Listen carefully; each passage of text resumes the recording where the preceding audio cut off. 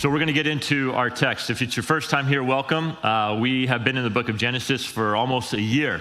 And this morning we're bringing it to an end as we cover chapters 48 and 49. I'm a little bit more mobile than I was last week. The MRI report came back, and the good news is I can walk. I won't be an amputee in that sense, but my knee is totally blown out, and so I'll be having surgery most likely in the next few weeks. But we'll get through Christmas, and God is good. Amen? So here we go. Genesis chapters 48 and 49. It's a really cool ending to this book. And yet again, it's another narrative and storyline that's completely unexpected.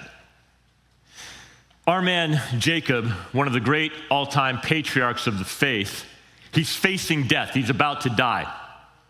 And I think it's been rightly said that when people of faith face death, life becomes more clear.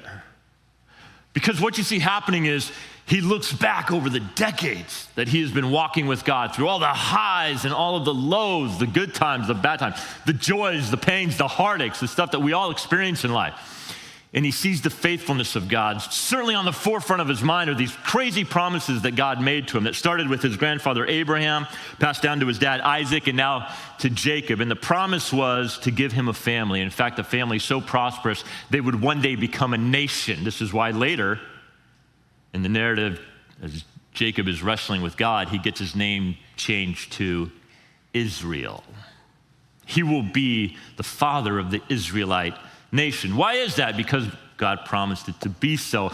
He also made the promise of land, not just any land, but some of the choicest land, the land of Canaan. So to have land and to have offspring, to be a nation, that was the greatest blessing that one could receive. God had made these promises to him. And so now Jacob is at the end of his life, and he's thinking in terms of legacy. And that's just kind of what happens as you get older. You start to process things in a different way. And you're like, what do I want to be known for? What do I want to leave behind? It's kind of like that idea of, imagine yourself at your funeral, and you're there, and you're listening to what's said about you. What would you want people to say? Legacy. So what's left is for him to give specific blessings to his sons and then two of his grandsons. Now, what's really interesting about the life of Jacob, that all the things that he's known for, all the crazy experiences that he's had with God, it's what we read in Genesis chapters 48 and 49. It's actually what New Testament saints know him for. So in the New Testament, there's this book called Hebrews. And in it, you get a list of patriarchs and matriarchs, great men and women of the faith who've come before us. And we're told that their stories are there for us to learn from. And so not only do you get their names, but then you get a little something about what makes them so special. So of all the things that took place in Jacob's life, what's mentioned about him is the contents of 48 and 49 and what he does with these blessings. In fact, let me read it to you. Hebrews chapter 11, verse 21. By faith, Jacob, when dying, blessed each of the sons of Joseph, bowing in worship over the head of his staff. Kind of crazy, it's like he wrestled with God, he met with God face to face. That stuff isn't mentioned. What's mentioned is this blessing, and I'll tell you why. Because there's tremendous faith in the blessing that he gives to his boys and to Joseph's sons, his grandsons. And I'll just give you a spoiler alert. The faith is looking forward to a promise that God would make about a forthcoming Messiah. Jacob believes that God is going to fulfill that promise. And that's why he's listed in this hall of faith. But it comes about in the most unexpected ways. So it's like these chapters are actually a bit of a Christmas message, believe it or not. And in God's sovereignty, I'm not smart enough to plan it like this. It just happens to fall this way. But this is actually a Christmas message, because the faith Jacob has is in a forthcoming Messiah who will be born in Bethlehem, who will be described as this Lion of Judah, which is the language that we're going to read, whose kingdom will reign forever, again, the language that we're going to read. All of the things that are described of Jesus, you actually find in this text. So, chapter 48, verse 1. So after this, Joseph was told, behold, your father is ill. So he took with him his two sons, Mannaseh and Ephraim. You need to know that these two boys are not full-blooded Hebrews. They're half Egyptian. That'll become very important in a moment. And it was told to Jacob, your son Joseph has come to you. So I always like picturing this. Remember, Joseph is like one of the most powerful men in the land, so he shows up at his dad's house. He's rolling with his entourage. What a spectacle. Now remember, for the last many, many years,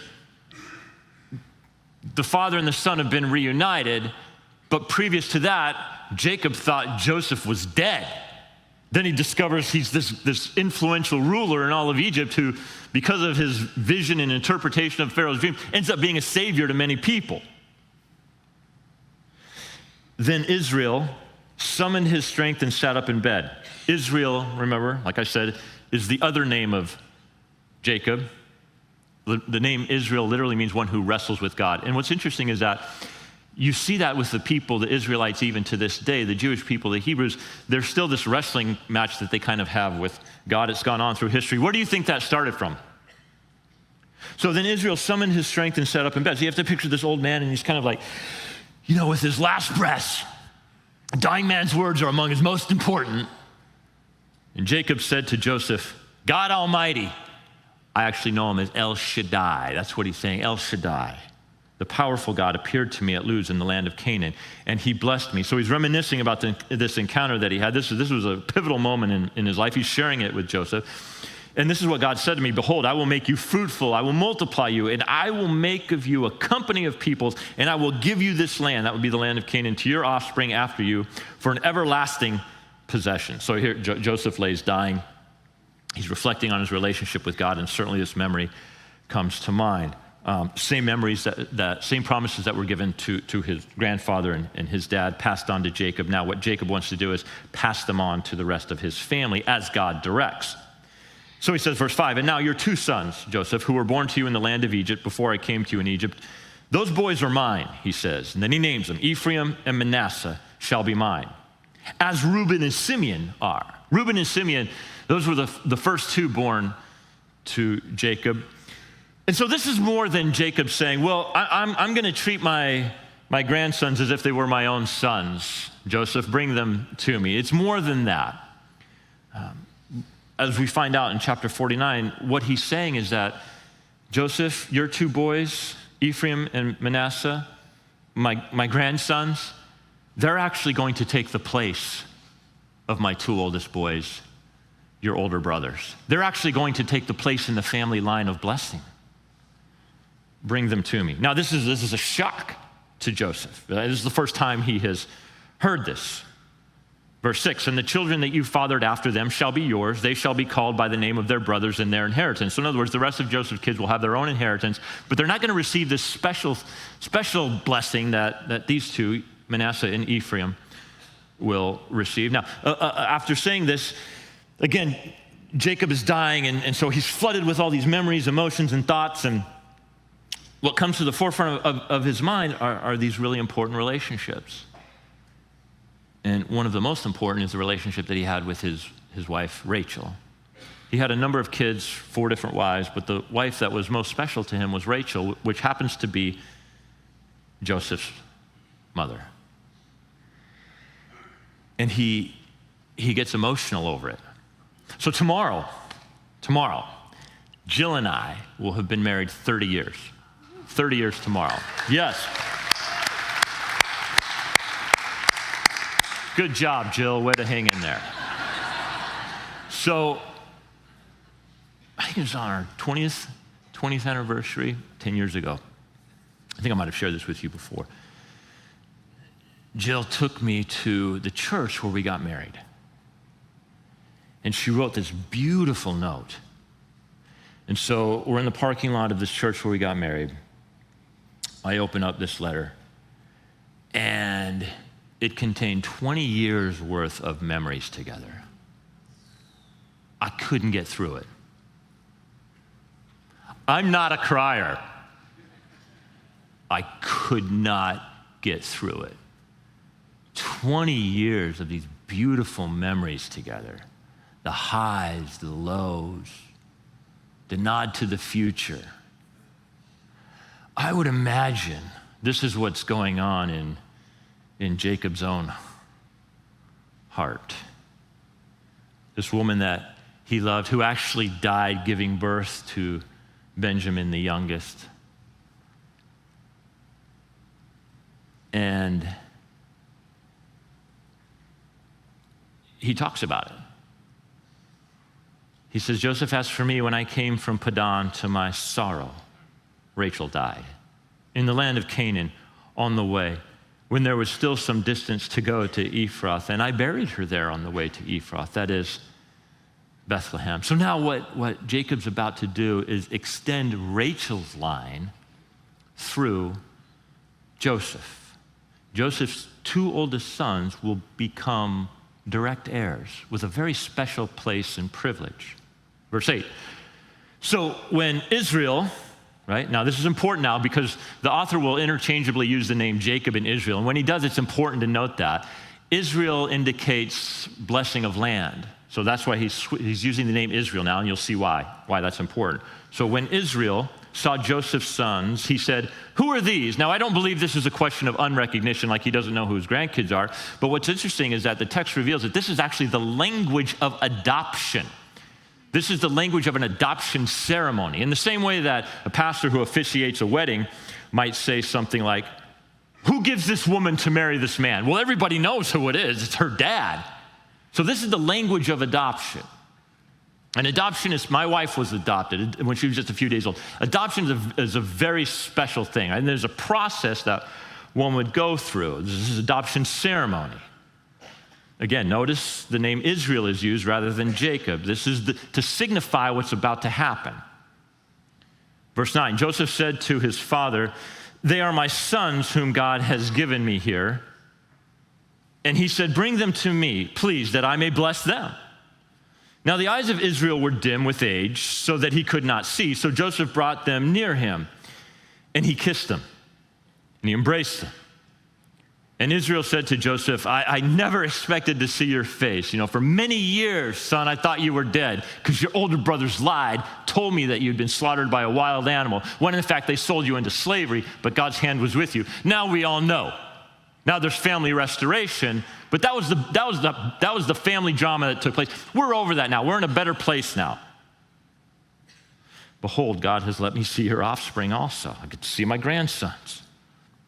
Then Joseph removed them from his knees, which means the boys were probably younger, and he bowed himself with his face to the earth. And Joseph took them both, Ephraim in his right hand toward Israel's left hand, and Manasseh in his left hand toward Israel's right hand, and brought them near him. So since dad is nearly blind, Joseph has to make it easy for him. So he brings the boys to grandpa. Now here's what's interesting. Joseph grabs Manasseh by the left hand. He's the oldest. Why? Because Manasseh, as the oldest, should get the highest and most honorable, sort of the firstborn right and privilege blessing that comes with being in that position. So he takes Manasseh, grabs him by the left hand, grabs Ephraim by the right hand, and he walks him toward grandpa.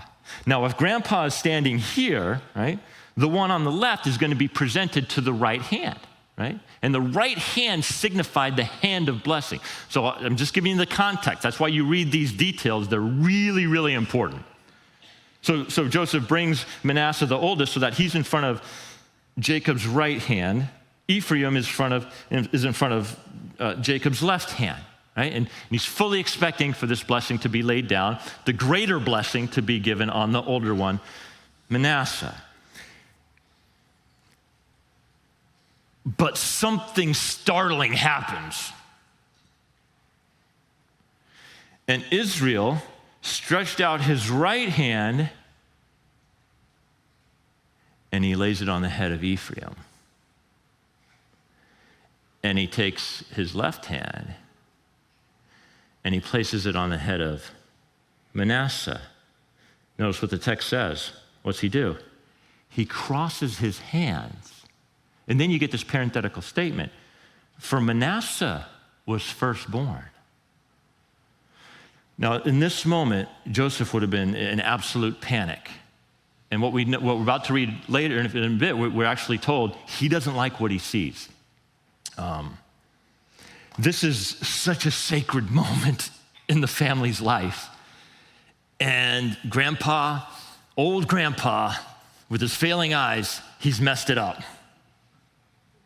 This most sacred moment. So when I was much younger, officiating a wedding for this sweet young couple, sort of the height of the wedding is, would you like to kiss your bride? And, they kiss each other. This is after the I do's, and everybody's so excited. And then there's the pronouncement, right?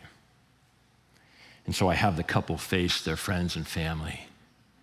And so, ladies and gentlemen, it's my great privilege to announce to you for the first time, Mr. and Mrs., and I forgot their names. It's like 150 people out there.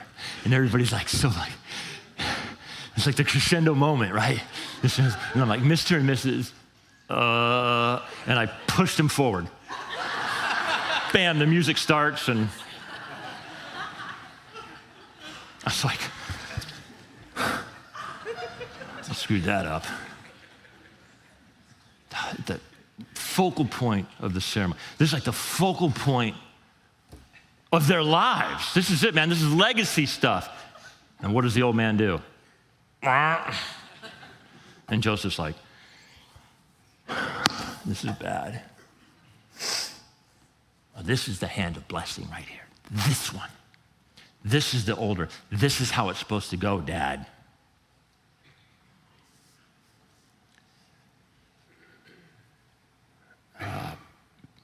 Joseph's a bit speechless, dumbfounded, as he hears his father speak. And he blessed Joseph, and he said, the God before whom my fathers Abraham and Isaac walked, the God who has been my shepherd all my life to this day, the angel who has redeemed me from all evil, bless the boys. And in them let my name be carried on. Interesting. Not in them being Reuben and Simeon, his two oldest sons, but now his grandsons. And in the name of my fathers, Abraham and Isaac, and let them grow into a multitude in the midst of the earth. That's it, done. It's official and it's also historical. These two boys, whom most would consider half-breeds. Joseph had an Egyptian wife, half Egyptian and half Hebrew. The promise that God started with Abraham of land and nation, passed on to Isaac, passed on to Jacob, is now going to these boys. Now, Joseph has time to gather himself, and not liking what he sees. Verse 17, when Joseph saw that his father laid his right hand on the head of Ephraim, it displeased him. And he took his father's hand to move it from Ephraim's head to Manasseh's head. The language here is actually interesting. It describes a strong grip. It's almost like, no, Dad, no.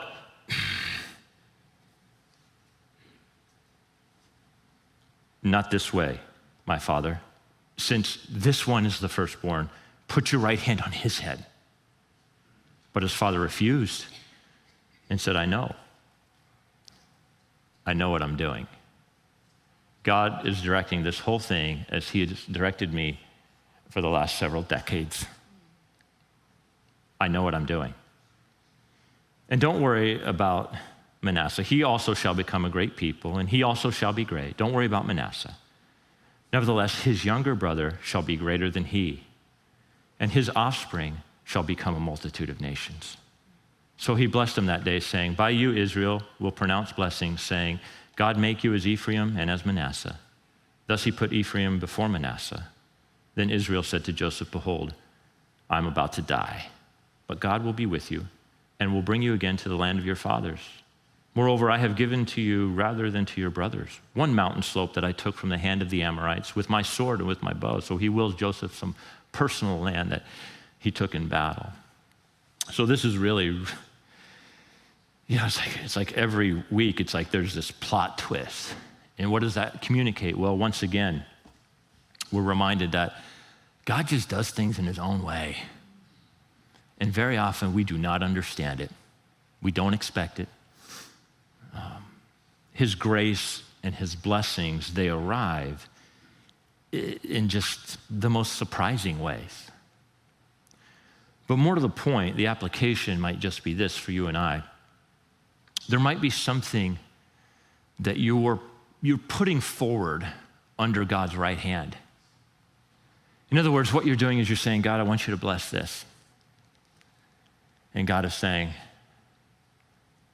no, not this, but this. His hand passes over what you're asking him to bless. And I've been thinking a lot about why that is.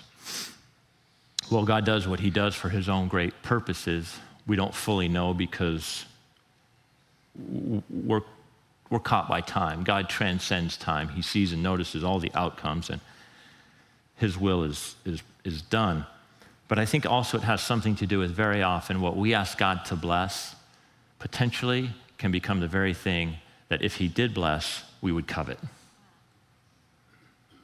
see what I'm saying? And God isn't going to bless anything that you would want to turn into an idol. And that might be why God is saying, no, I'm passing over that. That's not going to be where your blessing is. It's going to be somewhere else. And then God, you have to learn that God will give you the grace to live without what you most earnestly desire, so that you can be content and you can learn to trust him. And that's a tough one.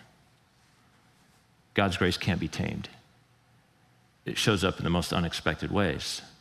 Shocking truth is that these boys, from an outsider's perspective, well, let me put it to you this way. From an insider's perspective, from a family perspective, there's no way that God should be passing along this blessing to two half-breeds. And yet, God has his own principles that cannot be confined to conventional human wisdom. And it would take Jacob a lifetime to learn this lesson. And Joseph's own faith is being tested here because what he's realizing now is that his two boys will never be Egyptian princes. In fact, what's going to happen is they're going to exchange the high life for the low life. They will essentially be part of a shepherding dynasty, low class. And yet, through these two boys, eventually the entire world will be blessed.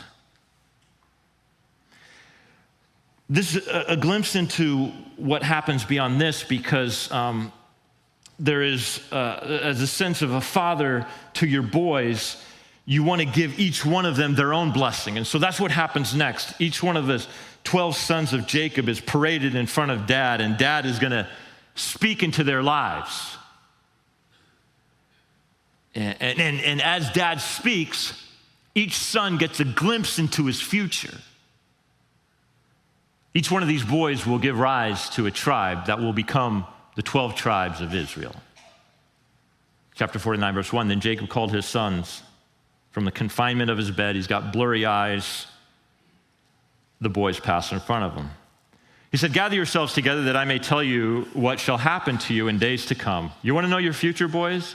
God's going to reveal it to you through me.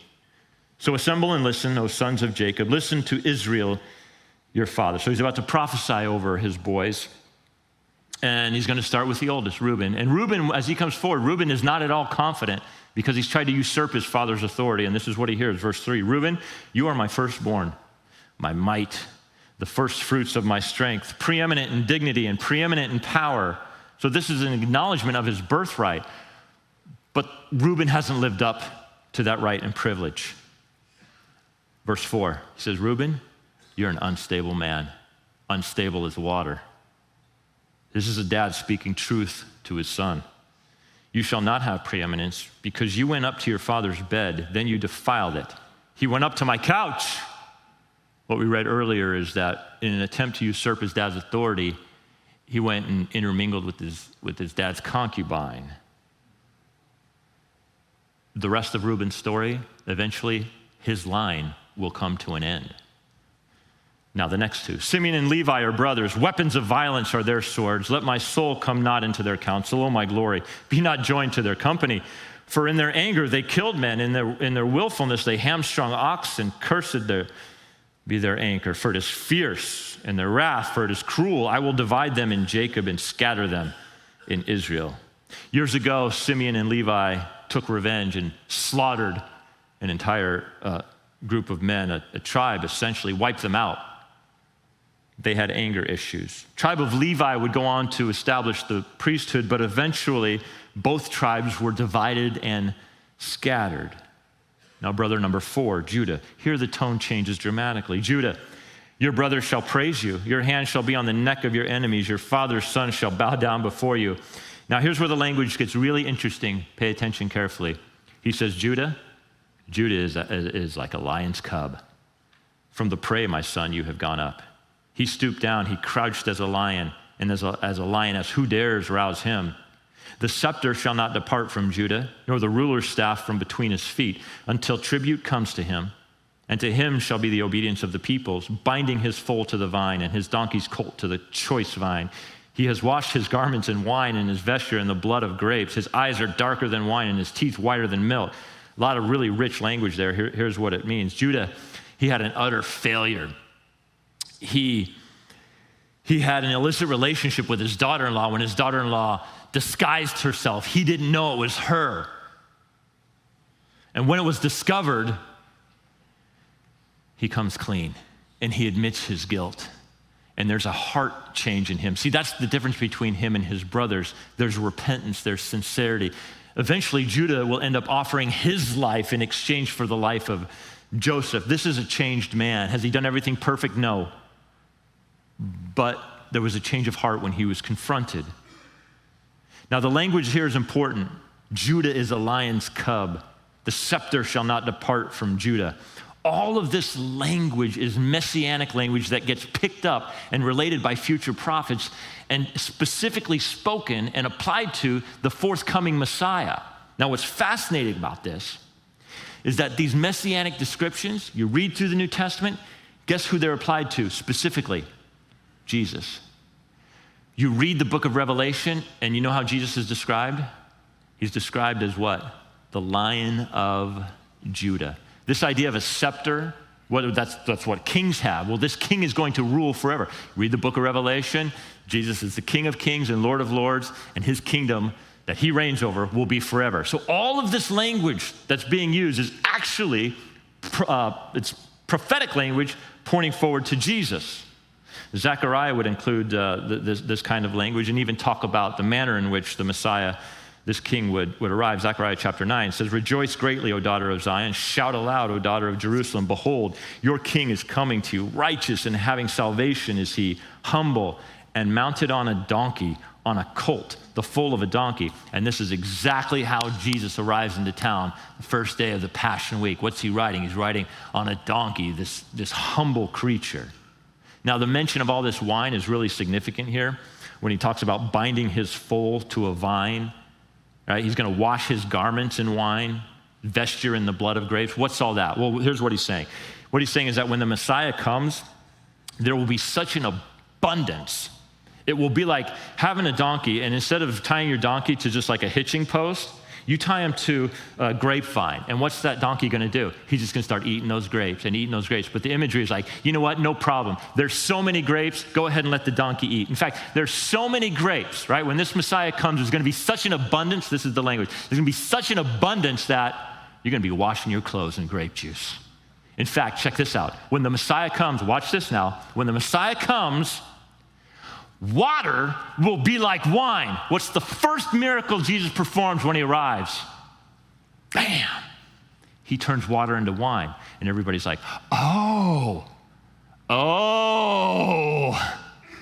See, they understood the words of Zechariah. So when the New Testament opens up and you get these biographical sketches of the life of Jesus, and the authors are like, hey, let me just drop this miracle on you. First thing Jesus does when he steps up is water into wine. Remember what Zechariah said so many years ago? When the Messiah comes, there's going to be such an abundance. The water will become like wine.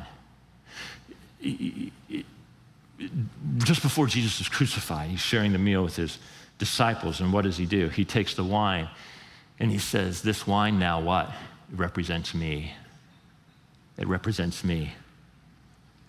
Now it's my blood that brings you an abundance of life, not only in this life, but in the life to come. So this is the way in which Genesis ends. In the most beautiful way, Genesis points to, don't be shy now. Genesis points to, we've been saying it almost every week, guys. People say, I don't understand the Bible. How does it fit together? The Bible fits together so beautifully. Perfect.